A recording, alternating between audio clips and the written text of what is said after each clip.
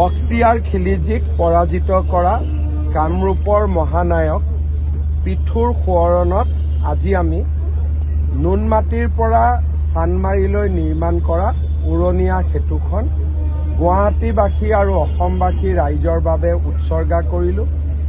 4.2 কিলোমিটাৰৰ নিৰ্মাণৰ কাম সম্পূৰ্ণ হৈছে।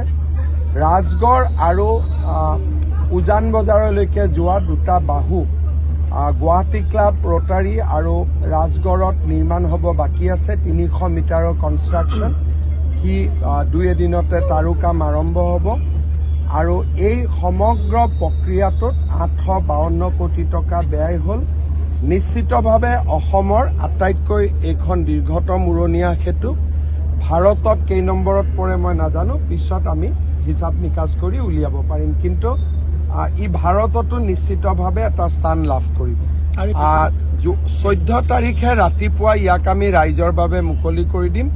3 দিন ৰাইজে যাতে খোজকাঢ়ি ইয়াৰ যিটো এস্থেটিক চেঞ্চ বা এস্থেটিক বিউটিৰ এটা উপভোগ কৰিব পাৰে, সেইকাৰণে আজিৰ পৰা 14 তাৰিখ ৰাতিপুৱালৈকে নুনমাটিৰ পৰা চান্দমাৰীলৈ কিন্তু আনন্দৰাম বৰুৱা যিখন কমাৰ্চ ফ্লাইঅভাৰ সেইখন খোলা থাকিব। আকৌ সিফালে আগবাঢ়ি গৈ চান্দমাৰীৰ পৰা গুৱাহাটী ক্লাবলৈ দুটা পাৰ্টত 3 দিনৰ কাৰণে এই সেতুখন ৱাকিং জোন হৈ থাকিব।